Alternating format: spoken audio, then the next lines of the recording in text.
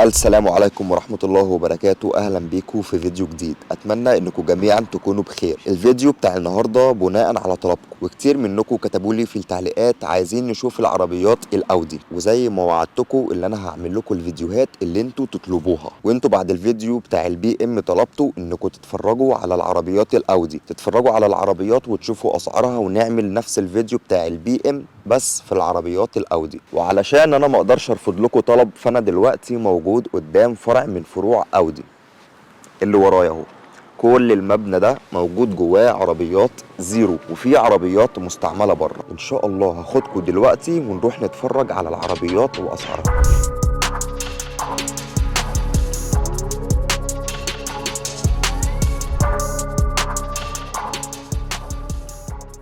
قبل ما ابدا الفيديو عايز اوضح حاجه صغيره جدا. في ناس بتقول على الاودي اودي، هي ما فيهاش مشكله، لكن الكلمه الصح والنطق الصح لاودي هو اودي مش اودي، لان الكلمه دي كلمه المانيه، والنطق الالماني الصح هيكون اودي. ولكن اودي اسم مستخدم وشائع ما بين التجار والناس كتير جدا من زمان جدا، فعادي وطبيعي ان شخص يقول اودي، وعادي وطبيعي ان شخص يقول اودي، بس الصح اودي. لو انتوا شايفين الاربع دواير دول، الاربع دواير دول هم الشركات اللي اتحدوا علشان يطلعوا في الاخر العربيات الجميله اللي احنا بنشوفها دي. يلا بقى نبتدي نتفرج على العربيات واسعارها. اول عربيه معانا وهي الاودي اس ار 7 2020. تعالوا نتفرج على العربيه ونشوف اسعارها ايه. طبعا موجود الكاميرا قدام اهي، ده غير الجريل العريض ده مخلي العربيه شكلها جميل جدا، وموجود هنا لمسه الار اس 7 موجوده على الجريلات اللي قدام، ده غير الاضاءه المميزه من اودي اللي هي الشكل ده. وما شاء الله كل حاجه موجوده هنا سبورت. هنا موجود السبويلر المدمج اللي هو الجناح، لو محدش عارف يعني ايه سبويلر، هنا موجود بيتفتح لما العربيه بتكون محتاجاه اعتمادا على السرعه او على الفرامل، وده طبعا بيساعد في ثبات العربيه على السرعات العاليه، وكمان بيساعد في الفرامل. لو جينا بقى بصينا هنا هنلاقي ان اودي مهتمه جدا بالايرودايناميك في كل العربيه، كل الزوايا دي تلعب دور مهم جدا في ثبات العربيه وهي ماشيه. لو جينا بصينا هنا فوق في السقف هنلاقي نص السقف في ناس بتقول عليها ومسمياها نص بانوراما لحد هنا، تمام. الجزء اللي ورا ده ما فيهوش، وطبعا الكاميرا الخلفيه موجوده ورا اهي. لو انتوا شايفين الجزء اللي على اليمين ده اللي هو ده عبارة عن بوابة بتتفتح وبتتقفل بتحكم من السواق. ده طبعا بيخلي صوت الشكمان مرعب، مرعب بمعنى الكلمة لما البوابة دي بتكون مفتوحة. طبعا في السبورت مود البوابة دي بتتفتح اوتوماتيك. والليدات المميزة لأودي اللي واخدة العربية كلها من ورا بشكل جمالي جدا. يلا بقى نروح نتفرج على أسعار العربية دي. أول حاجة موجودة هنا وهي موديل العربية أودي ار اس 7، وباقي الكلام اللي مكتوب ده اوبشنات موجودة في العربية: ليزر، بانو اللي هي البانوراما، كاميرا، تي في، اتش دي، كل دي حاجات مميزات في العربية. وسعر العربية هيكون 129 ألف يورو 890. والعربية دي مستعملة مش جديدة، مشيت 12100 كيلو، والعربية دي 600 بي اس، وزي ما قلنا من شوية موديل 2020. أول إيد كانت مالكة ليها كانت في سنة 2020، والعربية معمول لها فحص المفروض مش هيتجدد قبل سنة 2025 اللي هو يعني السنة الجاية. بس هي لو حد هيشتريها هياخدها مش هيحتاج يروح المرور، لأن هي فحصة ومعاها كل ورق المرور اللي هو التوف. لو حد عارفه، اي حد عايش في المانيا اكيد عارف ايه هو التوف. فيها الكاميرات 360 درجة، والعربية دي بنزين مش ديزل. والعربية دي فيها الإضاءة الجديدة من شركة أودي اللي هي بيتقال عليها الماتريكس LED. دي بتبقى عبارة عن إضاءة ليزر بتحدد المكان اللي انت ماشي فيه، ولو لقيت أي عنصر قدامك، عربية مثلا أو شخص ماشي قدامك، فهي بتفصل النور عن الشخص ده. هبقى أوريكم فيديو إن شاء الله توضيحي عن فكرة الإضاءات الجديدة من أودي اللي هي بيتقال عليها الماتريكس LED. والعربية دي ممكن الشخص يقسطها على قسط قيمته 1821 يورو شهريا، بس علشان شخص يقسط هنا عربية في ألمانيا فبيحتاج متطلبات كتير وورق كتير وإثباتات كتير، لكن لو هو موافي للمتطلبات والشروط دي فيقدر يقسط العربية دي. والعربية دي عاملة 129890 يورو. يلا بينا أخدكم ونروح نتفرج على العربية اللي بعد كده. دلوقتي معايا العربية الأودي ار اس 7، نفس العربية اللي احنا شفناها بس المرة دي موديل 2023. هاخدكم دلوقتي وهنتفرج على العربية، وبعد كده نشوف أسعارها هتكون عاملة كام.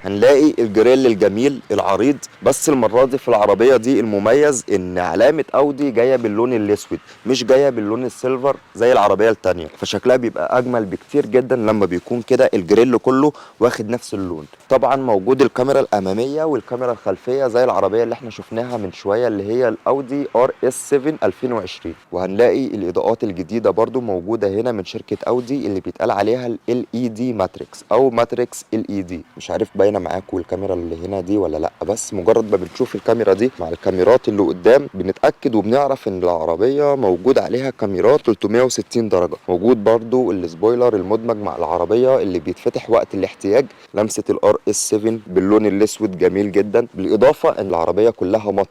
اللون ده كان لون عادي انما العربيه دي مط.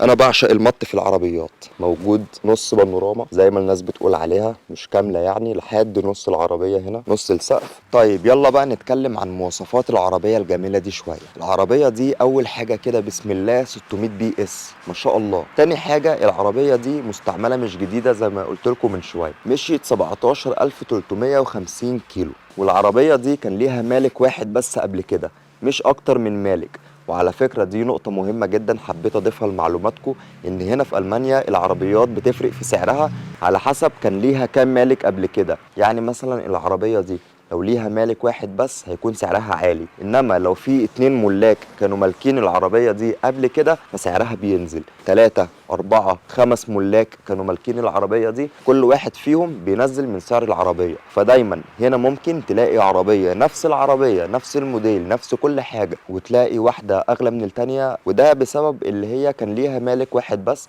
والتانية مثلا ليها مالك او 2 ملاك. الاتنين ملاك اللي ملكوها قبل كده دول وباعوها، هي بتتحسب هنا كده في المانيا. وفي الاخر العربية لما بتتعرض للبيع بيبقى مكتوب عليها كام مالك كان مالك العربية دي. فالعربية اللي معانا اللي ورا دي كان ليها مالك واحد بس هو اللي استلمها من الشركة وحب يبيعها، مفيش حد غيره، فده طبعا بيرفع من سعر العربية. العربية معمول لها الفحص جديد مش محتاجة تعمل اي فحص اللي هو بيتقال عليه التوف. والعربية دي بنزين مش ديزل. كمان فيها موجود 360 درجة، الكاميرات موجودة في كل حتة بالاضافة للسنسورات. موجود السبويلر الجناح اللي ورا اللي بيفتح لما العربية بتكون محتاجة اللي هو يشتغل، او في حالة الفرامل، او في حالة ان الشخص حابب يفتحه فبيقدر يفتحه. نيجي بقى للمفاجأة وهو سعر العربية اللي هيكون 142890 يورو. لو ليك اي سؤال محدد اكتبوا لي تحت في التعليقات وانا ان شاء الله هرد عليك، ولو في اي معلومة انا ما قلتهاش او انت محتاج تعرفها اكتبها لي برضو تحت في التعليقات. والعربية طبعا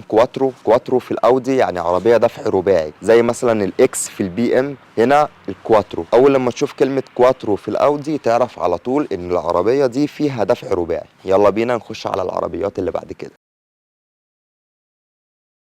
والعربيه اللي بعد كده معانا وهي ال A850 TDI كواترو. وزي ما قلت لكم في العربيه اللي قبل كده كواترو يعني فيها دفع رباعي، والعربيه دي موديل 2023. تعالوا اخدكم افرجكم على العربيه دي وبعد كده نشوف مواصفاتها واسعارها كام بالظبط.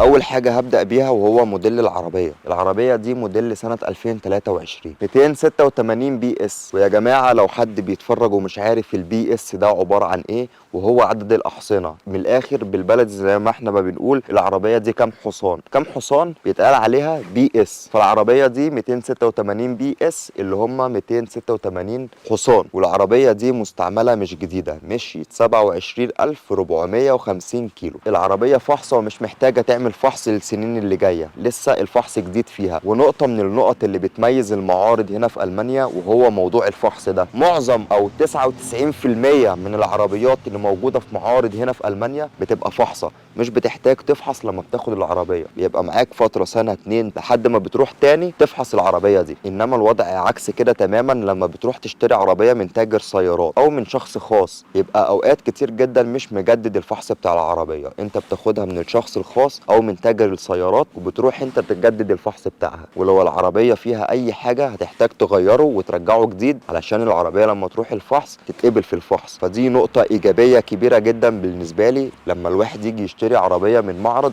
مش من شخص خاص. وده طبعا مش معناه ان كل الناس اللي بتبيع خاص او برايفت بيبقوا ناس مش كويسين او ناس مش مضمونين. بالعكس، في ناس كويسة جدا انت ممكن تاخد منهم العربية تريحك وتبسطك وما يبقاش فيها اي مشكلة. لكن الامن والاضمن بيبقى المعارض، لان 90% هنا في المانيا المعارض بتديك ضمان على العربية. انما الشخص الخاص لما انت بتشتري منه العربية لو انت خدتها ومشيت مش مسؤوليته، ملوش دعوة باي حاجة في العربية ايا كانت ايه هي. طولت عليكم معلش في التفاصيل الزيادة، بس انا حابب اضيف لكم شوية معلومات على المعلومات اللي عندكم، لان بيبقى في اوقات معلومات بسيطة بس بتفرق كتير جدا في خبرة الواحد. يلا بينا نكمل كلام على العربية الجميلة دي. العربية دي اللي بيميزها هو شكل الجريل، غير اللي احنا شفناهم الاولانيين خالص اللي كله جاي بالاسود. ده واخد شكل جميل جدا وفيه التفاصيل السيلفر دي وعلامة اودي هنا بالسيلفر. ده غير ان الشفة اللي تحت دي موجودة برضو باللون السيلفر، مخلية العربية متناسقة مع بعضها من اول هنا لحد هنا، واخدة شكل كده جميل مع بعض. موجود في العربية كاميرات 360 درجة موجودة في كل مكان في العربية، في الديفيوزر الامامي والخلفي وفي المرايتين. ولو حد مش عارف ايه هو الديفيوزر ده، اللي هو الاكسدام، اللي هو بيتقال عليه بالعربي الاكسدام بتاع العربيه، سواء الاكسدام الامامي او الاكسدام الخلفي بيتقال عليه ديفيوزر. علشان المصطلحات دي انا عايزك تعرفها وتحفظها، علشان بعد كده لما تتفرج على العربيه وحد يقولك على تفصيله تبقى عارف التفصيله دي معناها ايه. وطبعا الاضاءات الماتريكس من اودي، الاضاءات الجديده الليزر. ده غير ان الاوكر برضو جايه بالسيلفر، مع الفريم بتاع الازاز جاي برضو بالسيلفر، فيها لمسات كده جميله بالسيلفر. اكيد انتوا عارفين يعني ايه سيلفر. السيلفر اللي هو اللون الفضي ده، انا بعد كده هقول عليه اللون الفضي. انا ما بحبش ادخل الانجليش كتير في الكلام علشان اكيد في ناس بتتفرج مش فاهمه كل حاجه بالانجليزي. وفتحه السقف برضو موجوده، اللي هي النص بانوراما زي ما احنا ما سميناها سوا، اللي هي موجوده لحد نص السقف مش السقف كامل. والعربيه دي سعرها 69890 يورو، متاح فيها التقسيط بقسط شهري قيمته 980 يورو. وبعد كل عربيه لما نتكلم عنها ونشوف اسعارها ايه هبقى اصور لكم الورقه اللي مكتوب فيها كل حاجه عن العربيه واسيبها لكم. يمكن انت بتدور على معلومه معينه في العربيه انا ما ذكرتهاش، فدايما بعد كل عربيه هسيب لك الورقه اللي مكتوب عليها كل بيانات العربيه. العربيه اللي بعد كده معانا وهي هتكون العربيه دي الاودي ار اس كيو 8. تعالوا نتفرج على العربيه سوا وبعد كده نشوف اسعارها ومواصفاتها ايه بالظبط. موجوده هي الصغيره اللي مستخبيه في الجريل اللي قدام ده.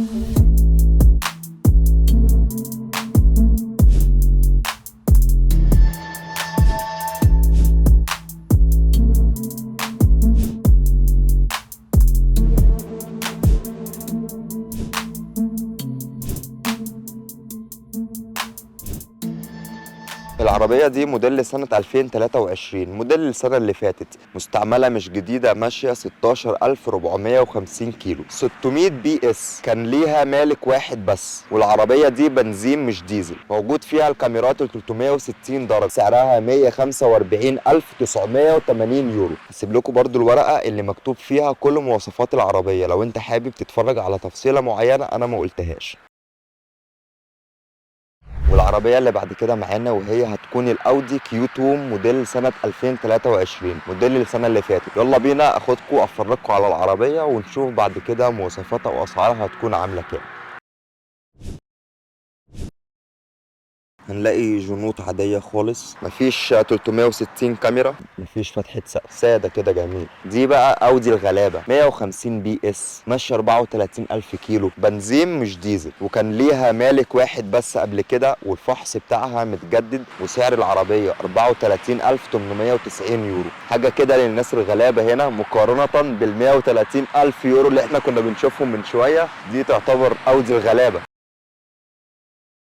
العربية اللي بعد كده معانا وهي هتكون الاودي A1 موديل 2023. العربية دي مستعملة مش جديدة، لكن في حالة الجديدة بالظبط، لان صاحبها ما مشيش بيها غير 3000 كيلو بس. انت متخيل عربية مستعملة وسعرها نازل علشان هي مستعملة وماشية 3000 كيلو بس؟ ده يعتبر مش ماشي، مش حاجة خالص. عربية جميلة جدا ما شاء الله عليها، حالتها زي الفل، ما فيهاش خبطات، ما فيهاش حوادث، بس العربية سعرها كمان نازل علشان هي مستعملة. مستعمله. العربيه دي عربيه اقتصاديه، مش العربيه اللي هي سريعه قوي بتاعه دراج والكلام ده، مش بتاعه حلبات. العربيه دي مجرد 110 بي اس، وكان ليها مالك واحد بس، مفيش ملاك تاني غير صاحبها اللي اشتراها، وهو دلوقتي عارضها للبيع. والعربية دي عملت الفحص اللي هو التوف، والمفروض اللي هي هتفحص تاني في سنة 2026. وسعر العربية الجميلة دي هيكون 23,980 يورو، ومتاح فيها التقسيط بقسط شهري 336 يورو. طبعا الاقساط دي بيبقى ليها حسبة معينة كده، عدد الشهور على حسب المقدم اللي انت بتدفعه، او لو انت مش هتدفع مقدم كبير. هبقى اشرحها لكم ان شاء الله في فيديو لوحده منفصل عن ازاي تقدر تقسط عربية هنا في المانيا، وايه المتطلبات والشروط اللي لازم تكون موجودة فيك علشان تقدر تاخد فلوس من البنك تشتري بيها عربية. معلومة اخيرة نسيت اقولها، العربية دي بيجي عليها سنة ضمان. هسيب لكم الورقة اللي مكتوب فيها تفاصيل العربية وامكانياتها وسعرها، علشان لو انت بتدور على معلومة وانا ما قلتهاش. وبكده يبقى انا وصلت لاخر الفيديو. لو ليك اي سؤال او اي استفسار يا ريت تكتبوا لي تحت في التعليقات، وعرفوني عايزين تتفرجوا على انهي نوع عربيات المرة الجاية. في هنا كل انواع العربيات اللي ممكن تيجي في بالك. عرفني ايه النوع المفضل اللي انت عايز انزل اصوره ونتكلم عنه سوا، وان شاء الله اصوره لك وانزله لك. زي ما طلبتوا مني في التعليقات بعد فيديو البي ام انكم عايزين تتفرجوا على العربيات الاودي، واديني الحمد لله نزلت وشاركت معاكم التفاصيل والاسعار وشويه معلومات. فعرفني في الفيديو ده، الفيديو اللي جاي ان شاء الله عايزينه يكون عن انهي نوع عربيات بالظبط. اتمنى لكم ليله سعيده وكل سنه وانتم طيبين، واشوفكم في الفيديوهات اللي جايه ان شاء الله. السلام عليكم.